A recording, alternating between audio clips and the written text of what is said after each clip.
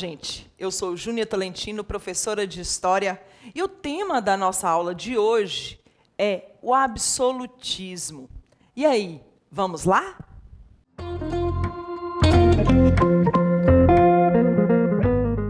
As mudanças socioeconômicas que estavam ocorrendo na Europa durante a Idade Moderna são acompanhadas também de transformações políticas.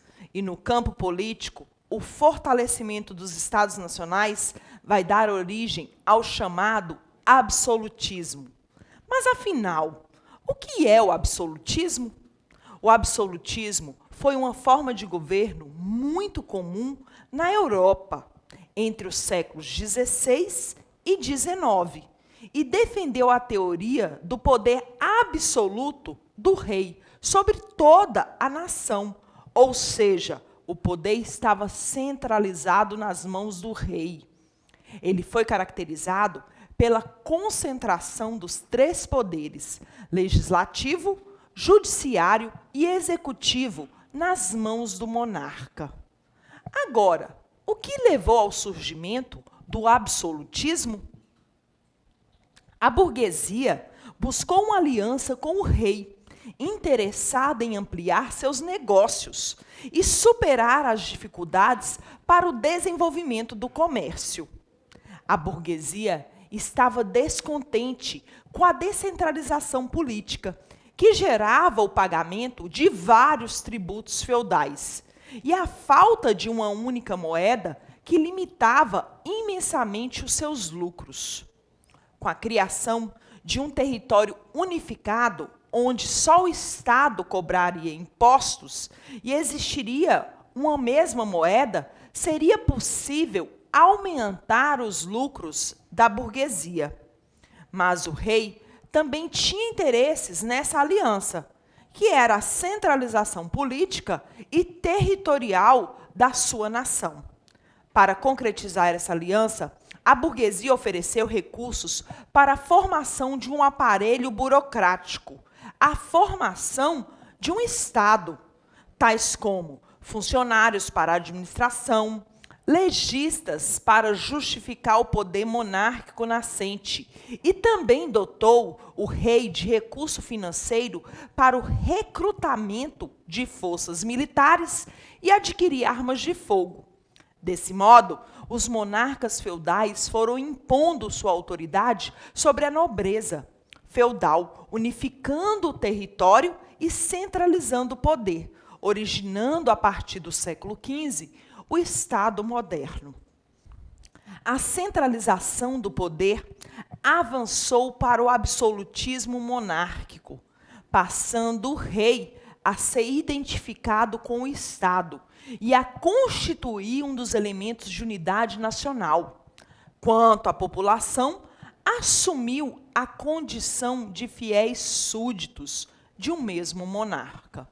Vale destacar aqui que a nobreza não se opôs à centralização política, porque ela se beneficiou com a manutenção dos privilégios, sendo alguns deles a isenção de impostos e a manutenção dos cargos políticos. A nobreza se tornou uma parasita do Estado, pois o rei, para não entrar em conflito com os nobres, os financiou e sustentou. Um bom exemplo aqui foi durante o reinado de Luís XIV, responsável pela construção do Palácio de Versalhes, na França, que servia de moradia para milhares de nobres, todos mantidos pelo governo francês. Agora, quais são as características fundamentais desse Estado moderno que vão levar ao surgimento do absolutismo? A formação de um exército, agora subordinado diretamente ao rei, a imposição da justiça real, a centralização e a unificação administrativa, a unificação do sistema de pesos e medidas e a arrecadação de impostos reais, e a formação de uma burguesia. Agora nós vamos ver as causas que levaram à implantação do absolutismo. A primeira delas foram as cruzadas. A segunda, a decadência da servidão. A terceira, a Guerra dos 100 Anos, envolvendo a França e a Inglaterra. A quarta, a Revolução Comercial, que fortaleceu economicamente os reis. A quinta, a Reforma Protestante, que enfraqueceu a Igreja Católica. Disso se aproveitaram os monarcas para controlar os poderes, que até então estavam nas mãos dos papas. A sexta, o expansionismo europeu. A sétima, o renascimento, que favoreceu o afastamento entre o Estado e a Igreja. A oitava, o mercantilismo, que ao pregar a necessidade do intervencionismo estatal para o progresso da nação. E a nona, a influência dos filósofos nas teorias políticas, justificando o governo despótico e centralizado. O absolutismo também teve como principais características a centralização ilimitada do poder nas mãos dos monarcas. O Estado era representado pela pessoa do rei. Isso ficou claro numa frase de um dos monarcas mais célebres e símbolos do absolutismo, Luís XIV, também conhecido como o Rei Sol. Ele falou: "O Estado sou eu." Isso demonstra o forte poder do rei.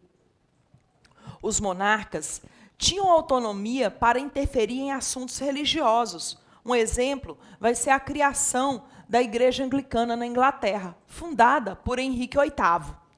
A instituição de leis e decisões executivas sobre o controle monárquico.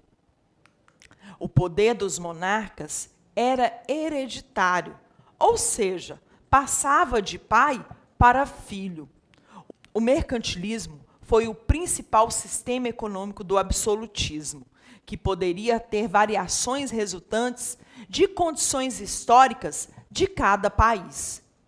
Como o poder real possuía grande respaldo, tanto da crescente burguesia quanto das elites nobres, surgiu uma série de intelectuais como Nicolau Maquiavel, Thomas Hobbes, Jacques Bossuet, Jean Bodin, entre outros, que vão justificar a legitimidade do poder absoluto do rei. A crítica ao absolutismo só vai surgir a partir da expansão das ideias iluministas, que foram a partir do século XVIII. Se liga na dica. O absolutismo, como nós vimos na aula de hoje, é marcado pela necessidade do fortalecimento do poder dos estados, de modo que lhes permitisse concorrer com outros. O absolutismo resultou dos interesses da burguesia, porém o rei também se aproximou da nobreza, numa forma de manter o equilíbrio entre as classes. Vale ressaltar que a França conheceu a forma mais forte do poder absolutismo. Vale ressaltar que a França conheceu a forma mais forte do poder absoluto no século XVII. O poder real não conhecia limites. Já na Inglaterra, no século XVI, houve o estabelecimento do absolutismo. Porém, o poder do rei, lá na Inglaterra, ele era um pouco diferente, pois era limitado pelo parlamento. Por hoje é só, pessoal. E até a nossa próxima aula. Tchau!